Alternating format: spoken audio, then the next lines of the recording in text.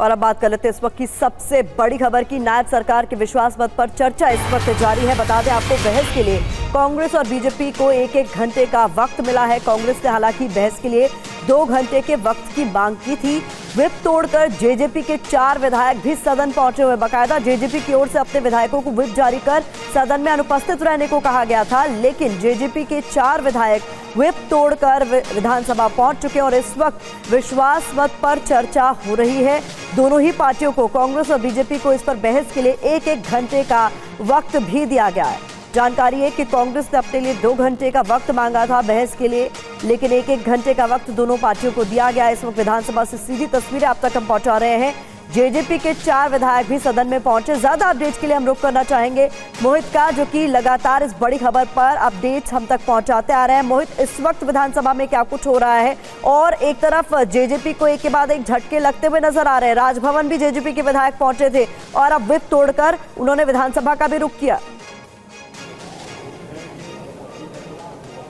जी बिल्कुल ठीक कह रही हैं आप। व्हिप का उल्लंघन किया गया है। व्हिप में आदेश दिया गया था पार्टी की तरफ से कि कोई भी विधायक सदन में उपस्थित नहीं रहेगा, यानी उनको एब्सेंट होना अनिवार्य किया गया था। लेकिन 5 विधायक, मैं एक अपडेट आपको करना चाहूँगा, 5 विधायक यहाँ पर पहुंचे, लेकिन जैसे ही विश्वास मत पेश किया गया वो सदन से उठकर चले गए, क्योंकि अगर वो सदन की कार्यवाही में मौजूद रहते तो जेजेपी ने व्हिप जारी कर रखा था। ऐसे में उनकी सदस्यता पर खतरा हो सकता था।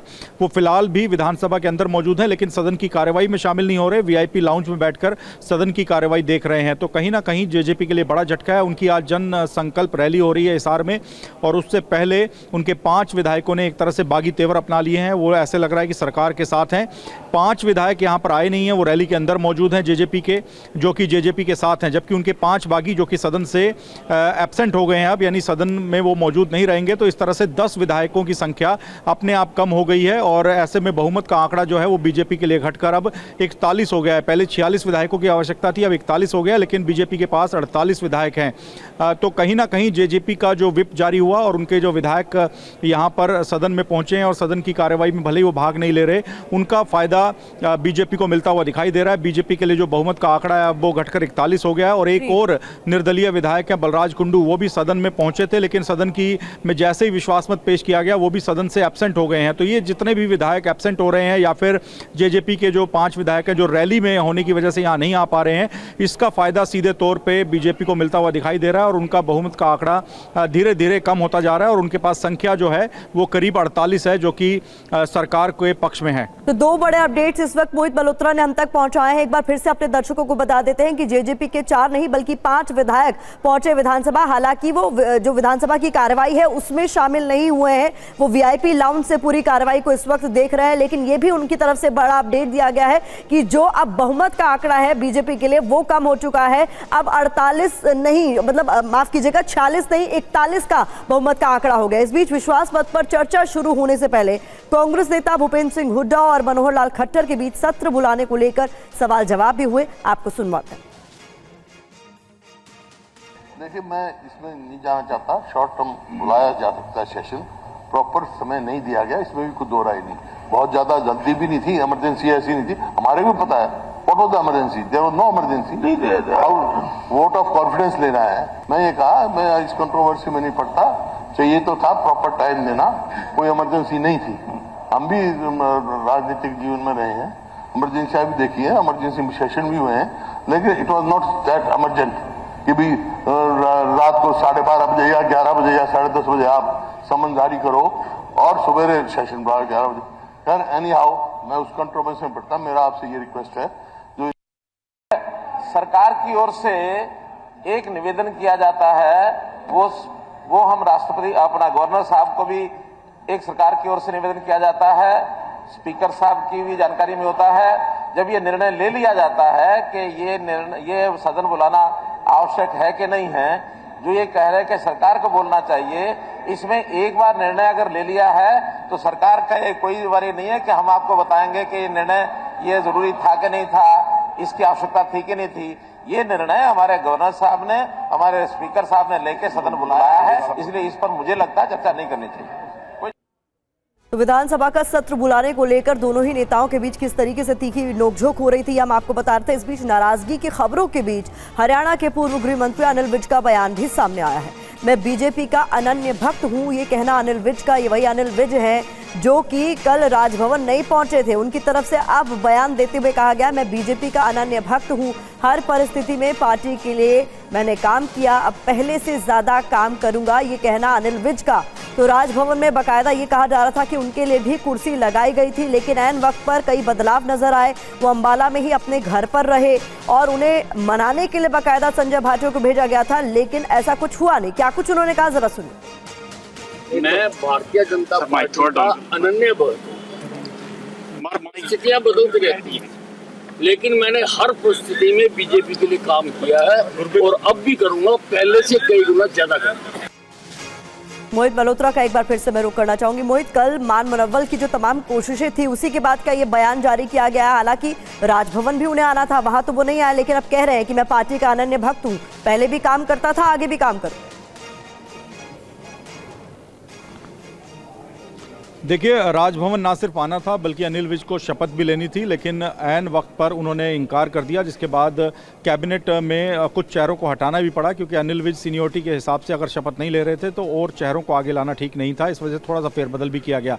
लेकिन अनिल विज की नाराजगी इतनी ज़्यादा बढ़ चुकी थी कि जेपी नड्डा, जो कि पार्टी के राष्ट्रीय अध्यक्ष हैं, उनको बीच में आना पड़ा। 2 बार उन्होंने फ़ोन करा, अनिल विज को समझाने का प्रयास किया। इसी के बाद अनिल विज के तेवर जो हैं वो नरम पड़े हैं। हालांकि पहले भी उन्होंने पार्टी से कोई बगावत नहीं की थी, उनकी नाराजगी थी। उनका ये मानना था कि उनसे जूनियर नायब सिंह सैनी को सीएम की कुर्सी पर बिठाया जा रहा है और उनको डिप्टी सीएम बनने के लिए कहा जा रहा है, जिसको लेकर उन्होंने अपनी नाराजगी जताई थी। लेकिन ऐसा लगता है कि पार्टी ने कहीं ना कहीं काफ़ी हद तक नाराजगी को कंट्रोल कर लिया है। किसी भी तरह के बगावती सुर अनिल विज के नहीं है, लेकिन नाराजगी उनमें अभी भी है। और क्या वो कैबिनेट में शामिल होंगे या नहीं, ये देखने वाली बात होगी। बताया जा रहा है कि सदन समाप्त होने के बाद हरियाणा के नवनियुक्त मुख्यमंत्री नायब सिंह सैनी और पूर्व मुख्यमंत्री मनोहर लाल अंबाला जाकर अनिल विज को मनाने का, समझाने का प्रयास करेंगे ताकि वो कैबिनेट में एक बार फिर से जुड़ सकें। लेकिन अब तक तो कुल कैबिनेट में शामिल ना होने को लेकर अनिल विज की तरफ से बयान तो जारी कर दिया गया है, लेकिन उनकी नाराजगी पर भी कई तरह के सवाल उठाए जा रहे हैं कि वो पूरी तरीके से अभी दूर नहीं की गई है। बहुत शुक्रिया मोहित, आप लगातार नजर बनाए रखें, आगे भी अपडेट्स के लिए आपका रुख करेंगे। बात कर लेते हैं सीएए की, जिस पर भ्रम वर्सेस सच,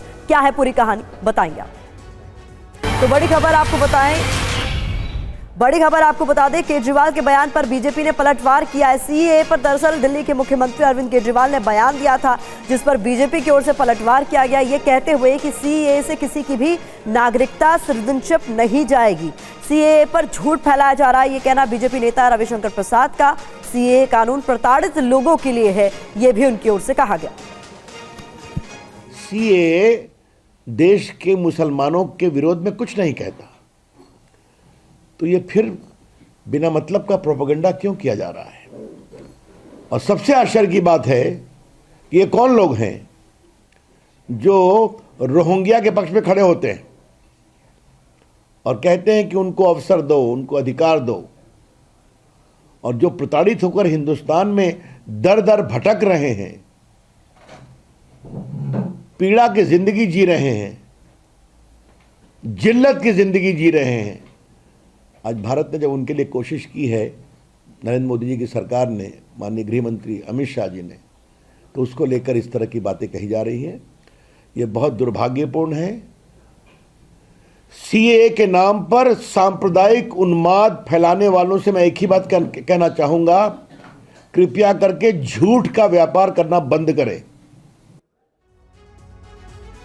तो बीजेपी तमाम बातें कह क्यों रही है, इसे भी समझ लीजिए। दरअसल सीएए को लेकर अरविंद केजरीवाल ने बड़ा हमला बोला था और उनकी तरफ से कहा गया था कि चुनावी फायदे के लिए सीएए लेकर आई बीजेपी, ये आरोप केजरीवाल ने लगाए।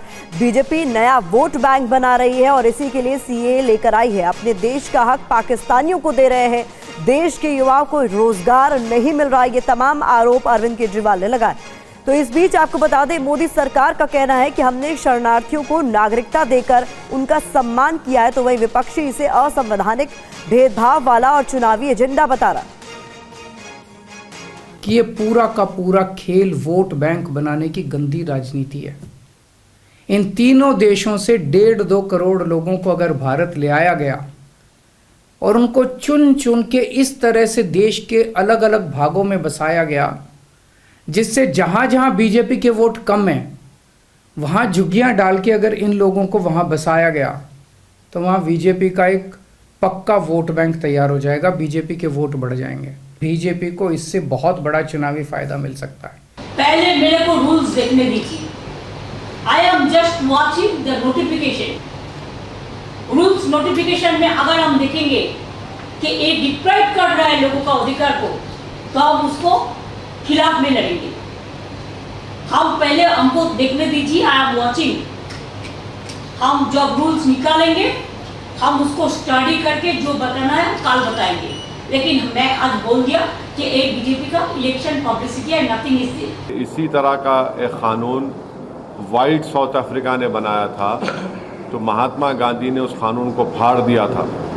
मैंने भी पार्लियामेंट में इस CAA के उस बिल को फाड़ा था। ये जो लॉ है ये रिलीजन की बुनियाद पर बनाया गया, ये डिस्क्रिमिनेटरी है, अनकॉन्स्टिट्यूशनल है। एक मैसेज देना चाहते थे भारत की सबसे बड़ी माइनॉरिटी को जो 17 करोड़ की है कि अब आप लोग कागज़ निकालने की तैयारी करिए। CAA रूल जो 4 साल 3 महीने बाद बनाए गए हैं, ये कानून पारित हुआ, ये बिल पारित हुआ और कानून बना दिसंबर 2019 को लोकसभा में और राज्यसभा में पारित हुआ, जब 1 महीना बाकी है चुनाव के लिए। और ख़ास तौर से पश्चिम बंगाल, असम, केरला, तमिलनाडु, गुजरात ऐसे राज्यों में धर्म के नाम पर, जाति के नाम पर, भाषा के नाम पर, प्रांत के नाम पर जो विभाजनकारी नीतियां अपनाते हैं वो CAA दर्शाता है। और इससे पहले आपको बता दें, कल ही गृह मंत्री अमित शाह ने तेलंगाना के सिकंदराबाद से CAA पर बहुत कुछ उन्होंने अपनी बातें रखी थी। आपको सुनवाते हैं क्या कहा था। हमने कहा था हम CAA लाएंगे। कांग्रेस पार्टी CAA का विरोध करती थी। आजादी के वक्त से कांग्रेस पार्टी और हमारे संविधान निर्माताओं का वादा था कि बांग्लादेश, अफगानिस्तान और पाकिस्तान से जो शरणार्थी आएंगे, जो वहां की प्रताड़ना झेल कर आएंगे, उसको हम नागरिकता देंगे। मगर तुष्टीकरण की, वोट बैंक की राजनीति के कारण कांग्रेस पार्टी इसका विरोध करती थी। लाखों करोड़ों लोग पाकिस्तान से और बांग्लादेश से अपना धर्म बचाने के लिए, अपना सम्मान बचाने के लिए इस देश में आए, उनको नागरिकता नहीं मिलती थी। अपने ही देश में वो नागरिकता के बगैर अपमानित होते थे। नरेंद्र मोदी जी ने हिंदू, बौद्ध, जैन, ये सारे सिख, ये सारे लोगों को नागरिकता देकर उनका सम्मान करने का काम नरेंद्र मोदी जी ने किया है। तो तस्वीर हम आपको दिखा रहे हैं, लगातार आंकड़े आपके सामने रख रहे हैं। देखिए, पाकिस्तान में हिंदुओं पर अत्याचार की गवाही देते हैं आंकड़े, वो आपके सामने हम रखेंगे। आंकड़ों की माने तो पाकिस्तान में हिंदुओं का जबरन सामूहिक धर्म परिवर्तन के 2251 मामले हैं। बंदूक की नोक पर अगवा करने, बलात्कार, जबरन धर्म परिवर्तन और निकाह के नाम पर जिस्म फरोशी के 121 मामले हैं। इसके अलावा आपको बता दें, घरों, मंदिरों, कब्रिस्तानों पर हमले और जमीन कब्जाने के 77 मामले सामने आए हैं। तो ये कुल मिलाकर आपको बता रहे हैं किस तरीके के हालात पाकिस्तान में है। टारगेट किलिंग और बर्बर हत्या के 25 मामले, अगवा, जबरन वसूली और बंदूक से जख्मी करने के 21 मामले हैं। ये देखिए, ये तमाम डिटेल्स आपके सामने हम रख रहे हैं। कितने लोगों को बंदूक की नोक पर अगवा किया गया, 121 मामले हैं, जिसमें बलात्कार, जबरन मजहब बदलना, निकाह के नाम पर जिस्म फरोशी के जो मामले हैं वो 121 बताए जा रहे हैं। फिर से आपको बता दें, घरों, मंदिरों, कब्रिस्तानों पर हमला और जमीन पर कब्जा के 77 मामले पाकिस्तान से सामने आए। किस तरीके से हिंदुओं पर अत्याचार वहां हो रहा है। और टारगेट किलिंग और बर्बर हत्या के 25 मामले सामने आए हैं पाकिस्तान से। 21 मामले ऐसे हैं जिसमें अगवा किया गया है, जबरन वसूली की गई है या बंदूक की दम पर जख्मी किया गया है। गैर कानूनी गिरफ्तारी और गुमशुदगी के 3 मामले हैं। हिंदू लड़के और मर्दों का अपहरण, जबरन धर्म परिवर्तन के 5 मामले हैं। तो कुल मिलाकर आपके सामने ये डिटेल्स रखने का मकसद है आप समझ सकें किस तरीके के हालात वहां पर अल्पसंख्यकों के लिए है पाकिस्तान में। इस बीच बड़ी खबर आपको बता दें, देश में CAA लागू होने के बाद सूरत में रह रहे प्रवासी सिंधी परिवार, खुशी की लहर उनमें देखी जा रही है। करीब 7,000 से ज्यादा परिवार पिछले 40 सालों से यहां रह रहे हैं। विस्थापितों के मुताबिक PM मोदी ने CAA को लागू करके प्रवासी हिंदुओं को सम्मान दिया है।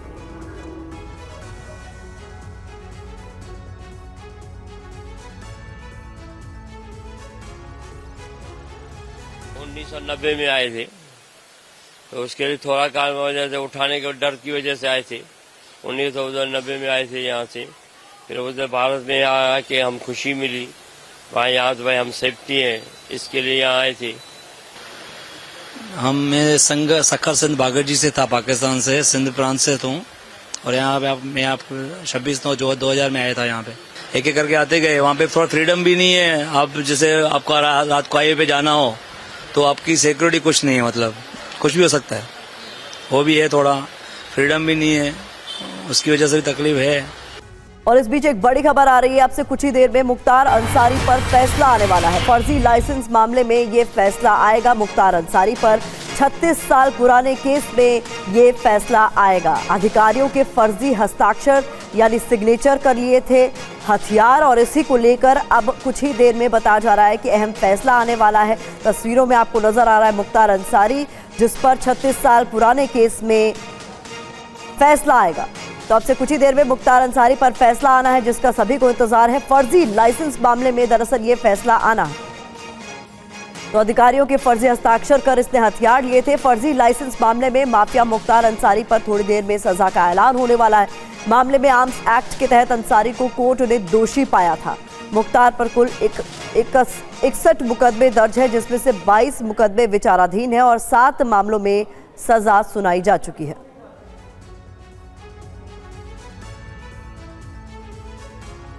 आज का दिन महत्वपूर्ण क्यों है, ये मान लीजिए। किस केस में मुख्तार को सजा मिल रही है, जानकारी आपके सामने। हथियार लाइसेंस में धोखाधड़ी का ये पूरा मामला है, जिसे बताया जा रहा है 36 साल पुराना फर्जी लाइसेंस का केस है ये। 10 जून 1987 को लाइसेंस लिया था मुख्तार अंसारी ने, और लाइसेंस के लिए फर्जी हस्ताक्षर किए थे। बता दें आपको, डीएम एसपी के फर्जी हस्ताक्षर किए थे, फोर्ट सिग्नेचर किए थे। 4 दिसंबर 1990 को केस दर्ज कर गाजीपुर के थाने में ये पूरा केस दर्ज हुआ था। डेप्यूटी कलेक्टर समेत 5 लोगों पर केस हुआ था। मामले में 10 लोगों की गवाही हुई है। पूर्व मुख्य सचिव, पूर्व डीजीपी ने गवाही दी है इस पूरे मामले में। एमपी एमएलए स्पेशल कोर्ट में इस पूरे केस को लेकर मामला चला, और अब आज का दिन महत्वपूर्ण माना जा रहा है, क्योंकि कुछ ही देर में इसमें फैसला आ सकता है। पंकज झा हमारे रोविंग एडिटर ज्यादा जानकारी के साथ जुड़ गए हैं। तो एक और मामला, 36 साल पुराना केस, जिसमें आज अहम दिन माना जा रहा है पंकज, क्योंकि फैसला आ सकता है। कितना वक्त लगेगा? देखिए, मुझे जो बताया गया उसमें करीब 12:30 बजे वाराणसी की एमपी एमएलए कोर्ट से फैसला आ सकता है। उन्हें मुख्तार अंसारी को पहले ही दोषी करार दिया गया है कोर्ट की तरफ से। बड़ा दिलचस्प मामला है कि देखिए, उस वक्त मुख्तार अंसारी यानी 1987 की घटना है, तब वो कोई विधायक नहीं था। 2005 से ही वो जेल में है, अभी बांदा जेल में बंद है मुख्तार अंसारी। लेकिन उस वक्त वो इतना मनवट था कि दोनाली बंदूक के लाइसेंस लेने के लिए उसने गाजीपुर के डीएम और एसपी का फर्जी सिग्नेचर कर दिया था। और इस मामले में जब बाद में मुकदमा दर्ज हुआ 1990 में, तो उस वक्त के मुख्य सचिव आलोक रंजन और साथ ही जो डीजीपी थे देवराज नागर, इन दोनों की गवाही ली गई थी, और इनकी गवाही के आधार पर और साक्ष्य के आधार पर उसे दोषी करार दिया गया है। किसी भी वक्त आज सजा का ऐलान भी हो सकता है मुख्तार अंसारी के आप लगातार नजर बनाए रखें पंकज जी। कुल मिलाकर बता रहे हैं कि आपसे कुछ ही देर 12:30 के करीब बताया जा रहा है कि इस पूरे मामले में फैसला आ जाएगा। कितनी सजा इस पूरे मामले में मिलती हुई नजर आ रही है कुल मिलाकर? हालांकि वो तस्वीर अभी साफ हो जाएगी पंकज। जी हाँ, आर्म्स एक्ट में कम से कम 2 साल की सज़ा होती है, और इसीलिए माना जा रहा है कि उसे इतनी सज़ा होगी। हालांकि उसे कई और मामलों में भी सज़ा पहले से है, और वो पहले से मुख्तार जेल में बंद है, और अभी न तो वो विधायक है न सांसद है। पिछला चुनाव भी मुख्तार ने नहीं लड़ा था।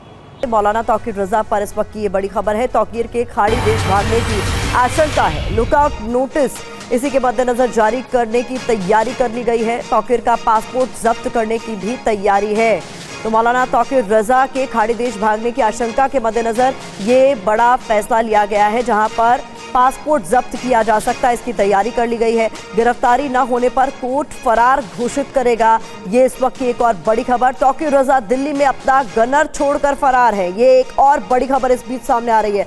मौलाना तौकीर रजा का मोबाइल फोन भी स्विच ऑफ बताया जा रहा है। दिल्ली में ओखला के पास तौकीर रजा की लोकेशन मिली थी। पुलिस के ओखला पहुंचने से पहले ही लोकेशन बदल गई। तो तौकीर रजा की एक तरीके से तलाश जब की जा रही है, तो बताया जा रहा है ओखला में आखिरी लोकेशन मिली थी, लेकिन अब ये लोकेशन बदल गई है, और ऐसे में पुलिस की तैयारी तेज है। गिरफ्तारी से कब तक भागेगा तौकीर, कुछ जानकारी आपके सामने हम रख दें। 2010 के दंगे के मामले में गैर जमानती वारंट जारी, बरेली की कोर्ट ने मौलाना को मुख्य आरोपी करार दिया है। बता दें, बरेली के सीओ क्राइम 4 सिपाही की टीम दिल्ली पहुंची। आज मौलाना को गिरफ्तार कर कोर्ट में पेश करना है। दिल्ली के ओखला के पास तौकीर की लोकेशन मिली। पुलिस टीम के पहुंचने पर तौकीर की लोकेशन बदल गई।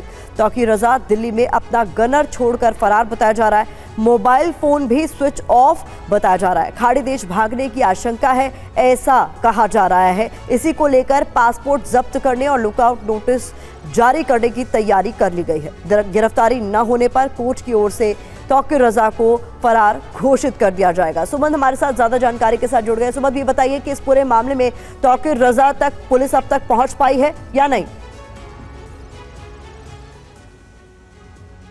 जी, एक बार सवाल दोहराएं। तौकीर रजा तक पहुंच पाना पुलिस के लिए इतना मुश्किल क्यों हो गया है? क्या उनके आखिरी लोकेशन के बाद उन्हें ट्रेस किया जा चुका है? देखिए, मैं बताऊं कि प्रतिमा, जब जिस तरह से जब अदालत से ये वारंट जारी हुआ था, इसके बाद मैं तौकीर रजा से बात हुई है तो उनका कहना है कि फिलहाल वो बॉम्बे में है, लेकिन निश्चित रूप से लगातार पुलिस की कोशिश है कि किसी भी तरीके से उन तक पहुंचा जाए, उनको गिरफ्तार किया जाए। क्योंकि आपको याद होगा कि अब से थोड़े दिन पहले भी जिस तरह से बरेली में उन्होंने जो कार्यक्रम किया था उसमें भी उन्होंने भड़काऊ बयान काफी दिए थे। लेकिन अब जिस तरह से इस बार ऐसा लग रहा है कि ये जो वारंट जारी हुआ है अदालत से, उसके बाद उन पर लगातार जो है शिकंजा कसता जा रहा है। यूपी पुलिस की कोशिश है कि किसी भी तरीके से जो है वो उन्हें गिरफ्तार किया जाए। इससे पहले मैं बता दूं कि बरेली से निकल के कुछ दिनों पहले तक वो दिल्ली में थे। मैं लगातार उनसे बातचीत करने की कोशिश कर रहा हूँ।